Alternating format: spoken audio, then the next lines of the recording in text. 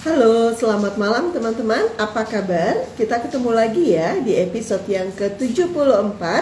Dan malam hari ini saya mengambil judul Kerja sesuai dengan job desk semata, profesional ataukah kurang inisiatif. Kenapa saya mengambil judul ini? Karena memang fenomenanya itu kayaknya kerjaan gak pernah berhenti deh, gitu ya. Itu alasan saya kenapa saya mengambil judul ini. Baik, teman-teman. Seperti biasa, saya akan mulai dengan berbagai macam fenomena yang ada di organisasi terkait dengan judul ini. Di kantor itu banyak sekali kalau kita mengatakan kerja di luar job desk. Kerja di luar job desk. Kalau perusahaan melihat karyawan yang kerjanya itu terbatas hanya pada job desk-nya semata, tidak mau melakukan hal yang lebih di luar job desk, maka perusahaan sering sekali menilai bahwa karyawan ini kurang inisiatif. Karyawan ini cenderungnya dia kerja kalau disuruh. Pokoknya karyawan ini kayaknya dia hitung-hitungan deh sama perusahaan. Itu dari sudut pandang perusahaan, gitu ya. Bagaimana dengan sudut pandang karyawan? Karyawan pada saat dia bekerja lebih, gitu ya, niatnya membantu, niatnya memberikan effort lebih buat perusahaan, tapi kok faktanya yang namanya tambahan kerjaan di luar job desk itu nggak habis-habis, gitu ya. Kok udah effort lebih tapi kemudian nggak dihargai ya, gitu ya. Jadi batasan pekerjaan yang profesional itu batasannya kok nggak jelas ya. Nah, ini adalah fenomena yang banyak sekali terjadi di perusahaan, gitu ya. Jadi kalau kita melihat fenomena seperti itu, maka kedua belah pihak ini merasa benar. Perusahaan merasa benar untuk karyawan memberikan lebih, gitu ya. Sementara karyawan melihat bahwa kok saya dimanfaatkan terus-menerus ya sama perusahaan, gitu ya. Baik. Kita harus melihat dulu dari aspek perusahaan. Kalau kita tahu bahwa in this economy lebih-lebih ya, gitu ya, apalagi sejak pandemik tuh saya perhatikan bahwa sejak pandemik itu dunia kerja itu memang berubah, gitu ya. Perubahan ini di mana yang namanya bisnis model itu cepat sekali berganti, gitu kan? Karena apa? Karena environment berubah, demand berubah, behavior customer berubah, gitu ya. Teknologi berubah, sehingga yang namanya bisnis model juga harus berubah. Sehingga diharapkan bahwa karyawan itu harusnya cepat beradaptasi dengan perubahan. Karyawan itu diharapkan multitasking. Karyawan itu diharapkan responsif, gitu ya. Nah, di saat yang sama beban kerja juga semakin meningkat. Pressure di mana ya kondisi ekonomi yang tidak baik-baik saja seperti sekarang, gitu ya, perusahaan itu sangat menekankan yang namanya produktivitas, gitu kan. Maka di sini pertanyaan besarnya sebetulnya adalah sebenarnya batas kontribusi kerja karyawan yang sehat itu sampai di mana ya, gitu ya. Pertanyaan besar yang akan saya bahas jawabannya itu adalah sebenarnya batas kontribusi kerja yang sehat itu batasannya sampai di mana, gitu ya. Nah, sorry ya, sekarang lagi hujan, gitu ya, saya agak flu. Ya ada sinus dikit lah, jadi kalau punya duit operasi hidung ditanyain alasannya sinus, gitu ya. Oke, balik ke laptop. Nah, kemudian gitu ya, kalau ternyata fenomena ini sangat didukung dengan hasil riset.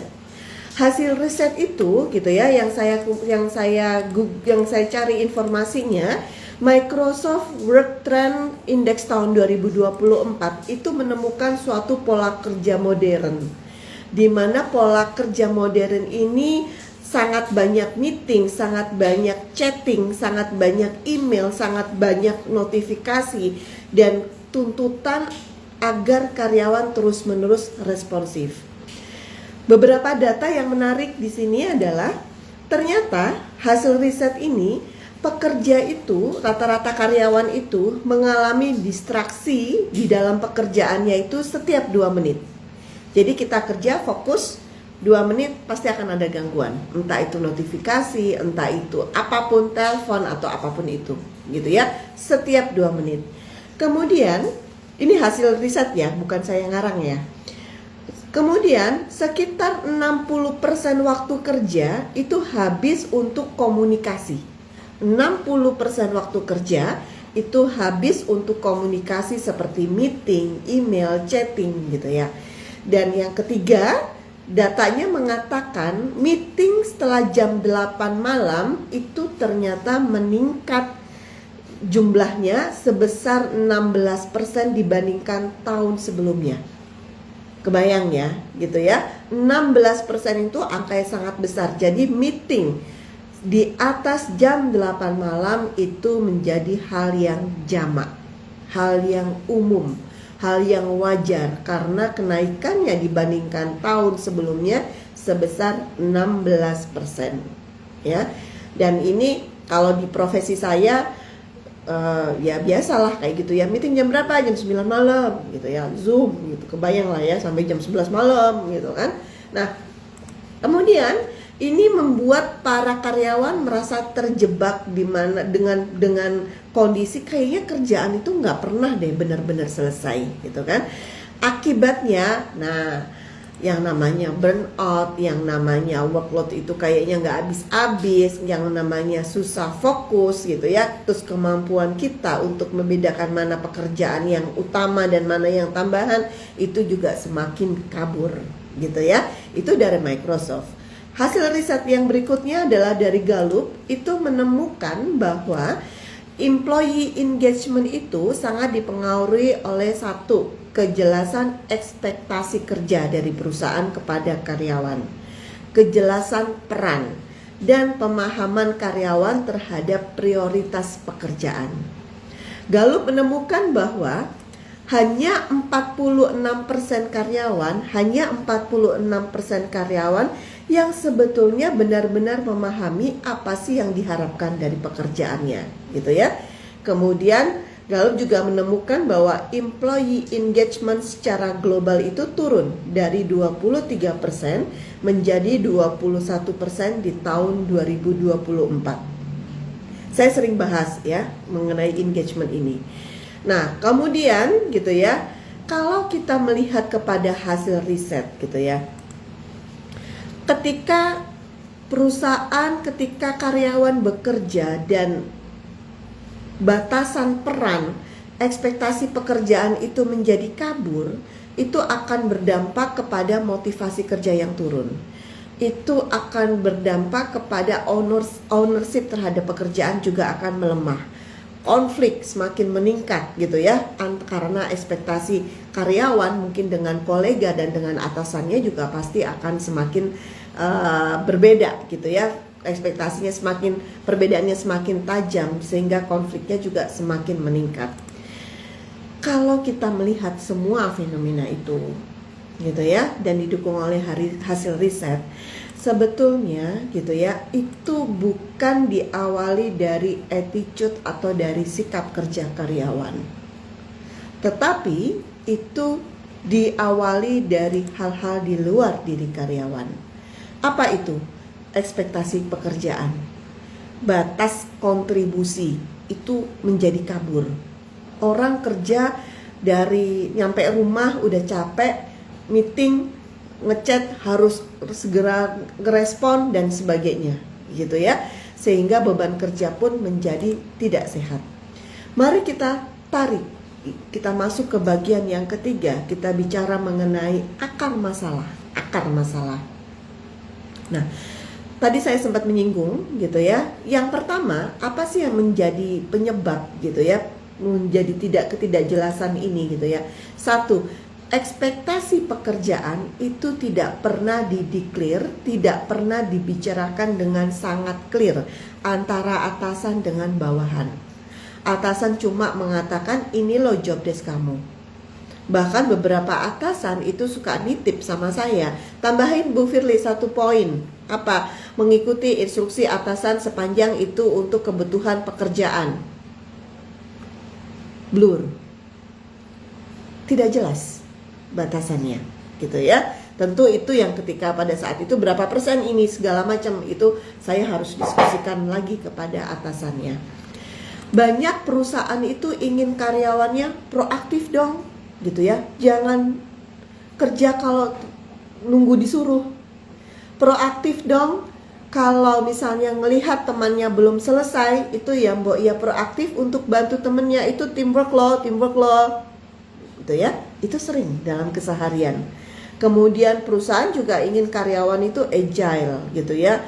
Nggak pelit tenaga, nggak pelit pikiran, nggak pelit waktu untuk membantu temannya. Wah, apakah itu satu fungsi atau satu departemen ataukah lintas departemen?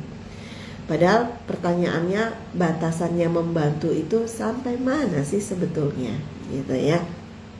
Nah, di sini kita melihat akar masalahnya, perusahaan tidak pernah memberikan informasi secara jelas mana yang pekerjaan inti sesuai dengan job desk. Kalau job desk pasti inti lah ya, gitu ya. Kemudian yang kedua, mana pekerjaan yang sifatnya kontribusi tambahan. Kemudian yang ketiga, mana pekerjaan atau bantuan dari karyawan itu yang sifatnya sementara. Sementara itu ya sudah pada saat kejadian itu saja, gitu ya. Pada saat kejadian itu harusnya kita bilang nanti kalau ada kejadian ini kamu effort lebih dah bantu teman kamu misalnya. Kemudian yang keempat, mana yang kemudian kalau kejadian itu terus-menerus berulang, maka karyawan diharapkan terus-menerus membantu. Sehingga ketidakjelasan ekspektasi mana inti, mana kontribusi tambahan, gitu ya. Sejauh mana kontribusi tambahan itu karena tidak pernah didiskusikan, karyawan bingung, gitu ya. Batasannya mana kolaborasi yang sehat di dalam tim, gitu ya. Mana overload yang sudah tidak wajar. Karyawan mengalami kebingungan itu. Kemudian akar masalah yang kedua, saya sebelum masuk ke solusi saya akan bahas akar masalah. Sering sekali ini terkait dengan mindset ya. Mindset bahwa inisiatif kita sebagai karyawan itu sering sekali menciptakan tambahan beban kerja. Inisiatif kita sebagai karyawan itu sering sekali menciptakan tambahan beban kerja, gitu ya. Di banyak tempat kerja itu polanya kayak gini nih contohnya. Kalau kita kerja cepat, yang ada kerjaan kita ditambah. Kalau kita kerja cepat, makin cepat kita kerja, atasan kita ngelihat kemudian, udah selesai nih, tambahin ya. Jadi pekerjaan yang kita mungkin tanggung jawab kita 5 bisa jadi menjadi 8 karena kita cepat dalam menyelesaikan pekerjaan. Kemudian kalau kita menjadi karyawan, menjadi profesional yang kompeten, akibatnya apa? Akibatnya lingkungan kita, atasan, perusahaan itu sering sekali menjadikan kita andalan, gitu ya. Kita sangat diandalkan sekali, terus menerus. Oke, sekali 2 kali oke, tapi kemudian kalau terus menerus itu tidak sehat, gitu kan? Kemudian yang ketiga, kalau kita menjadi karyawan yang sulit sekali mengatakan tidak, gitu ya, sulit sekali untuk menolak, maka jelaslah bahwa kita sering sekali dijadikan tempat pelimpahan pekerjaan orang lain. Karena kita sulit menyampaikan tidak, gitu ya. Kemudian ada juga kalau kita karyawan yang penuh tanggung jawab. Penuh tanggung jawab itu maknanya di konteks ini adalah kalau pekerjaan nggak selesai kita akan kepikiran, kita akan mau lembur, pulang tengah malam segala macam, pokoknya pekerjaan sampai selesai. Kita penuh tanggung jawab. Tetapi itu ternyata dimaknai oleh perusahaan adalah kasih aja ke dia. Karena apa? Pasti selesai. Beban kerja kita terus-menerus ditambah dan ditambah, gitu ya. Nah, kalau kita yang awalnya proaktif, punya inisiatif, kemudian diperlakukan demikian oleh karyawan, gitu ya. Karena kita awalnya peduli, pengen bantu, pengen belajar, karena kita bantuin fungsi lain, mungkin karena kita ingin belajar ilmu di pekerjaan itu, ingin berkontribusi, tapi lama-lama kalau kita menjadi pelimpahan, tempat pelimpahan pekerjaan segala macam itu, kok kenapa ya saya perform tapi kok malah hadiahnya tambahan kerja ya? Saya perform, saya tanggung jawab, saya kerja bagus, kok dikasih rewardnya balasan oleh perusahaan itu kok tambahan kerja ya? Nah, kalau sudah di titik itu ya udah kita kerja ya udah STD aja gitu ya. Nggak usah banyak ide, pasif-pasif aja. Kenapa? Kalau kita banyak ide itu sama dengan kita menciptakan pekerjaan baru untuk diri kita sendiri, karena kita harus mengerjakan ide itu gitu ya. Kita menjaga jarak nih dengan pekerjaan. Nah, ya udah kalau gitu kerjaan yang sesuai, yang inti-inti saja, yang sesuai dengan job desk kita. Itu adalah akar masalah yang kedua, yaitu inisiatif yang kemudian diberi balasan dengan tambahan beban kerja. Akar masalah yang ketiga, ini ada di leader. Leader yang kesulitan membedakan makna ownership dengan availability. Banyak leader di perusahaan itu berpikir bahwa kalau dia ngechat bawahannya gitu ya, dia ngechat, oh ini ada masalah gini kepada bawahannya, bawahannya kemudian cepat membalas pesannya dia, chatnya dia, oh berarti bawahan saya ini komit dong dengan pekerjaannya. Kecepatan membalas pesan diinterpretasikan sebagai komitmen pekerjaan, gitu ya, komitmen dalam bekerja. Kemudian kalau atasan punya bawahan yang selalu bilang iya aja, gak pernah nolak pekerjaan, maka atasan berpikir bahwa wah dia punya ownership-nya tinggi sekali dengan pekerjaan ya. Ini bawahan yang salah mindsetnya. Dan kemudian kalau kemudian kita sebagai atasan, kita ngelihat ada anak buah kita yang dia mau ngerjain semuanya ringan tangan lah untuk membantu teman-temannya. Semua dia mau kerjain, mau bantu semua orang di tim. Maka kita akan mengatakan bahwa kita akan menyimpulkan bahwa orang ini adalah seorang team player yang baik sekali. Kamu mbok ya, kita bilang sama anak buah kita yang lain, kamu mbok ya kayak si A tuh, ringan tangan mau bantuin teman-temannya yang lain. Ini mindset yang kurang tepat gitu ya. Padahal belum tentu loh. Kalau bahwa atasan memiliki mindset yang fatal, yang bahaya itu gitu ya, akan muncul budaya kita harus selalu standby. Gak boleh tuh gitu ya, karena atasan seneng kalau dia ngechat kemudian kita cepet respon, kita kayaknya standby untuk mantengin WA atau email gitu ya. Akan muncul budaya sulit untuk menolak, akan muncul budaya takut untuk tidak kooperatif, akan muncul budaya seolah-olah karyawan itu sibuk padahal tidak produktif. Supaya apa? Supaya nggak disuruh-suruh, supaya nggak ditambahin kerjaannya, gitu ya. Jadi mindsetnya atasan ini adalah berpikir bahwa availability itu lebih penting, gitu ya, penting banget availability. Bahkan bisa jadi dia tidak memikirkan dampak atau impact dari pekerjaan, gitu ya, apakah tugas-tugas itu berdampak kepada organisasi atau tidak, tapi kepada availability yang tadi itu. Dan itu sangat berbahaya. Itu sangat berbahaya buat organisasi. Karena orang lama-lama bawahan akan berpikir bahwa ya udah gitu ya, ternyata kita itu dihargai, kita akan dipuji punya ownership, kita akan dipuji kita responsif gitu ya.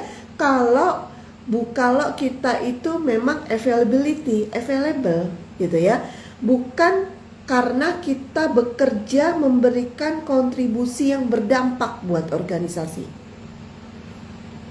Akan memunculkan budaya seperti itu, akan memunculkan mindset seperti itu kepada karyawan di organisasi kita ya. Jadi itu adalah akar masalah yang ketiga.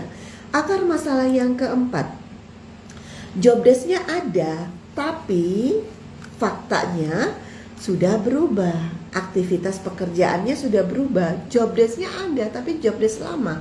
Tapi kebutuhan organisasi sudah bergeser. Pekerjaan menjadi melebar, tanggung jawab bertambah, role-nya juga semakin kabur gitu ya. Misalnya, oh kamu bantuin si A gitu ya, karena dia kurang kompeten di situ. Kita bantu ini si A gitu ya. Lama-lama kok jadi job desk kita ya? Nggak ada di kertas. Tapi orang taunya kita yang punya accountability. Kita yang punya tanggung jawab atas pekerjaannya si A. Padahal nggak ada di job desk-nya kita. Adanya di job desk-nya si A. Dan itu memunculkan perasaan kayaknya nggak fair deh perusahaan ini memperlakukan saya. Gitu ya. Itu penyebab yang keempat. Yang kelima, organisasi itu mimpinya tinggi, maunya tinggi. Bukan mimpi, maunya tinggi, maunya agile, maunya tim itu bergerak cepat, responsif, kolaboratif, fleksibel, lintas function. Maunya itu supaya pekerjaan cepat selesai, supaya target-target achieve. Tetapi sistem kerjanya masih kacau gitu ya.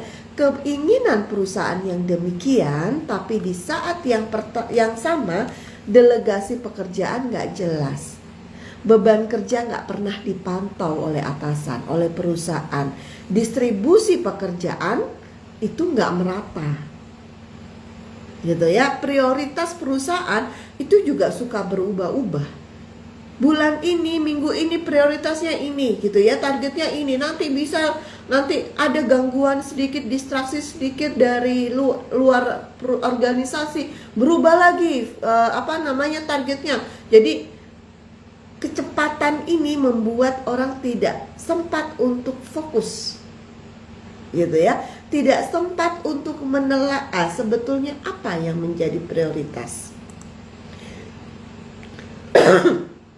Asumsi perusahaan ini fleksibel, tetapi filosofi fleksibilitas ini bergeser menjadi kebingungan, menjadi tumpang tindih pekerjaan, menjadi overload, dan bahayanya menjadi sumber konflik antar tim di organisasi, gitu ya.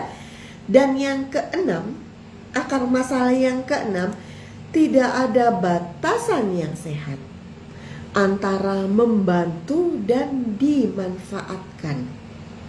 Tidak ada batasan yang sehat antara membantu dan dimanfaatkan. Ini akar konflik yang sangat-sangat sensitif gitu ya.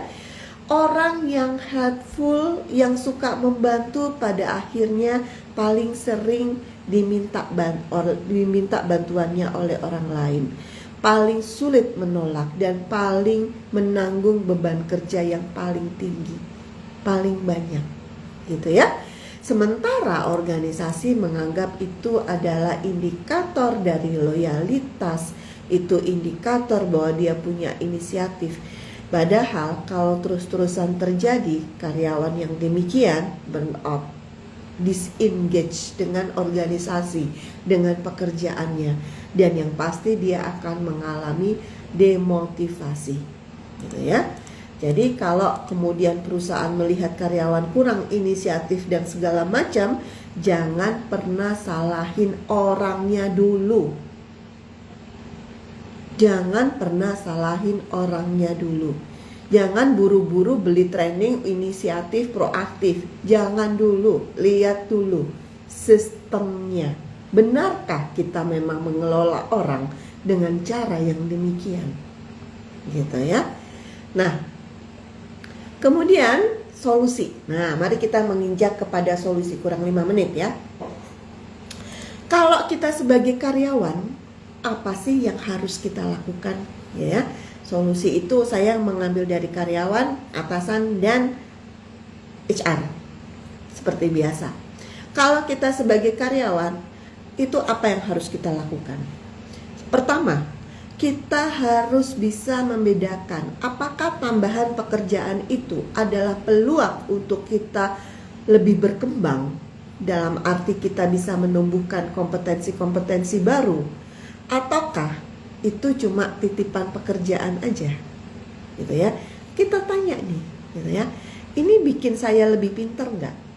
Kalaupun saya harus lembur untuk bantu dia kerja, ini berdampak nggak kepada kompetensi saya, gitu ya? Berdampak nggak sebagai bentuk investasi saya? Kalau saya mau kerja lembur membantu yang lain, saya bisa memunculkan kompetensi baru yang pada akhirnya itu akan menjadi bekal karir saya di jangka panjang. Berdampak nggak, gitu ya? Gitu, itu yang kita harus, mindset itu yang kita harus kritis, gitu ya, sebagai karyawan. Kalau nggak berdampak, ya lebih baik kita sampaikan, gitu ya, prioritas pekerjaan, gitu ya. Maka kita masuk yang kedua. Kita klarifikasikan prioritas. Jangan kalau dikasih tambahan-tambahan pekerjaan kita mengiya-iyakan semua. Kita ini bukan Superman, gitu ya. Kita tanya dulu nih, mana prioritas utama, deadline-nya itu kapan, gitu ya, dengan kualitas output pekerjaan seperti apa, kualitas dan kuantitas output pekerjaan seperti apa, dan kemudian mana pekerjaan-pekerjaan yang harus dikorbankan karena kita memprioritaskan pekerjaan tertentu. Itu kita ketemu dengan atasan dan kita tanya dan disepakati bersama. Jadi kalau overload, ngerasa bahwa dikasih banyak sekali pekerjaan, list semua, tanya ke atasan. Kalau saya dulu, saya langsung nanya ke atasan saya, gini deh Pak, gitu ya, Bapak langsung aja tulis, gitu ya, ini list, mana yang pertama, kedua, ketiga, nanti ini datanya kapan, jam berapa, gitu ya, standar outputnya, kualitas dan kuantitasnya seperti apa, kalau perlu cantumin deh Pak. Saya nggak mau pusing mikirin, gitu ya, saya nggak mau stres sendiri, Bapak yang nentuin. Ya, jadi jangan mengiya-iyakan saja, gitu ya. Kemudian itu yang kedua, klarifikasi terkait dengan skala prioritas. Yang ketiga, mulailah untuk rapi dalam dokumentasi. Ya, rapi dalam dokumentasi. Kerja itu saya lebih banyak bekerja dari rumah, gitu ya. Sejak pandemik saya lebih banyak bekerja dari rumah. Karena kalau dulu kan mesti datang ke tempat klien, gitu ya, setiap hari, gitu ya. Kalau sekarang hanya intake data, proses itu di rumah. Kalau datang lagi ke klien itu dalam keperluan presentasi laporan. Yang ketiga ini yang harus dilakukan oleh karyawan, mulailah merapikan dokumentasi kontribusi ekstra atau pekerjaan di luar job desk Anda. Apakah itu dalam bentuk komunikasinya, gitu ya, chatnya, kamu harus gini, rapikan semua, screenshot, simpan, dokumentasikan itu semua, gitu ya. Buat apa, gitu ya? Karena apa? Jangan-jangan waktu kerja kita lebih banyak untuk fokus pada pekerjaan tambahan, bukan pada pekerjaan inti kita. Dokumentasikan. Termasuk misalnya atasan memberikan banyak sekali pekerjaan tambahan, kemudian menyampaikan bahwa ini harus diprioritaskan. Dokumentasikan itu. Bu, kalau ngomongnya atau kalau atasan menyampaikannya secara lisan, bagaimana Bu? Oh gampang. Entah email, entah WA. Pak, saya mau konfirmasi ya Bapak Ibu, saya mau konfirmasi ya sesuai dengan instruksi Bapak Ibu tadi secara lisan. Bapak Ibu mengatakan bahwa pekerjaan yang harus diprioritaskan adalah pekerjaan tambahan, yaitu pekerjaan tambahan 1, pekerjaan tambahan 2, pekerjaan tambahan 3 dan seterusnya. Dokumentasikan itu, ya. Karena kita akan mengukur sejauh mana kontribusi kita, sejauh mana waktu kerja kita dipakai, gitu ya. Saya pribadi itu kalau misalnya pekerjaan ini bisa didelegasikan, saya delegasikan. Tapi kalau yang berdampak saya nggak akan pernah delegasikan, gitu ya. Jadi itu kita harus mulai melatih itu. Kemudian yang keempat, belajarlah mengatakan mohon maaf, saya belum bisa menerima pekerjaan tambahan ini. Kalau pekerjaan tambahan tadi itu tidak berdampak, ya, tidak berdampak pekerjaan tambahan tadi. Kalau saya pribadi, selama pekerjaan tambahan itu berdampak untuk kompetensi saya akan ambil, gitu ya. Mulailah belajar itu, tapi menyampaikannya bukan dengan emosional, menyampaikannya bukan defensif, gitu ya. Tapi kalau kita menolak suatu pekerjaan tambahan, maka kita menyampaikan dengan argumen data yang sudah kita pegang. Makanya mulai rapi, dokumentasi semua pekerjaan, gitu ya. Pak, Bapak, Ibu, mohon maaf, saya tidak bisa lagi menerima pekerjaan tambahan ini karena saya sudah punya tambahan, saya punya kerjaan ini dengan skala prioritas ini dan kapasitas, dalam tanda kutip, kapasitas saya dan tim atau kapasitas produksi saya itu sekian. Jadi saya belum bisa menerima pekerjaan tambahan ini. Bicaralah dengan data, gitu ya. Kadang-kadang atasan juga nggak ngeh bahwa dia sudah terlalu banyak ngasih pekerjaan tambahan. Dia nggak notice, tapi begitu kita menyampaikan, menolak dan menyampaikan berbasis data, atasan akan ngeh, oh iya ya.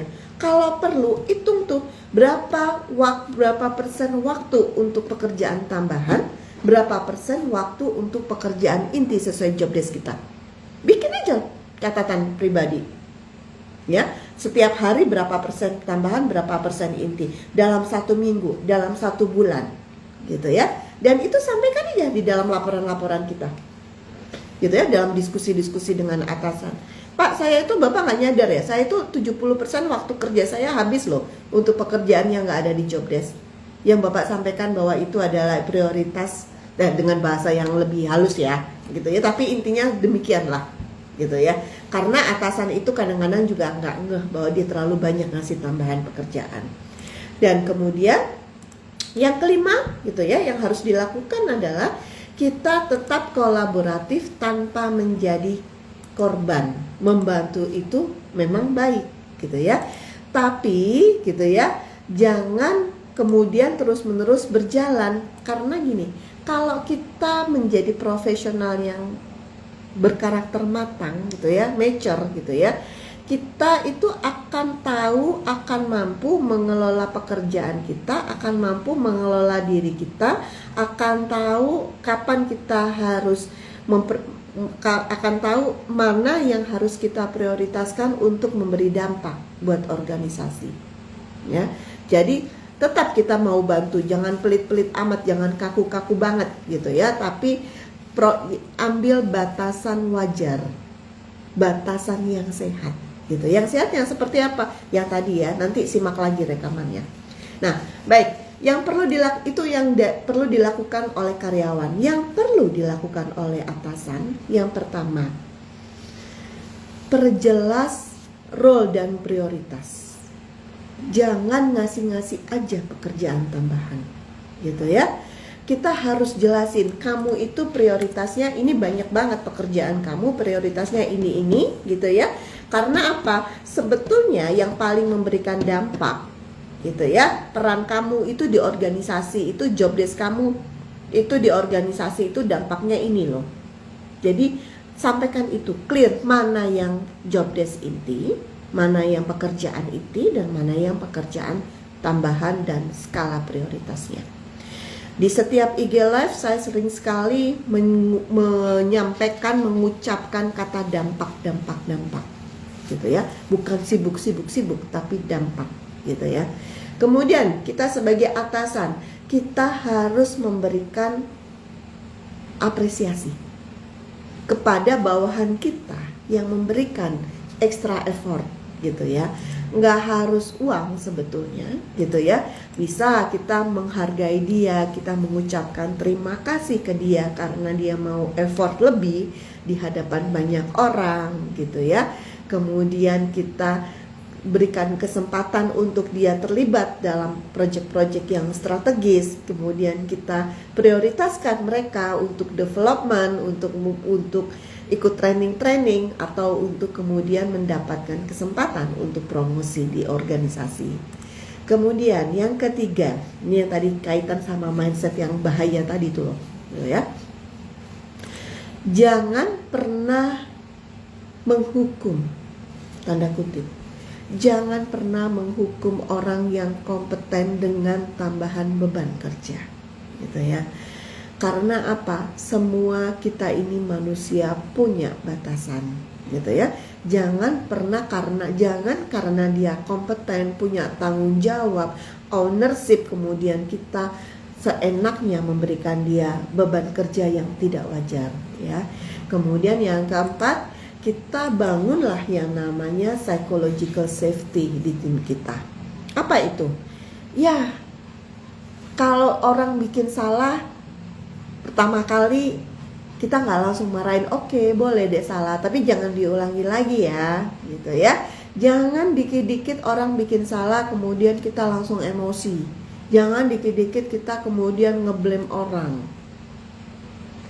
Orang kerja itu punya batasan,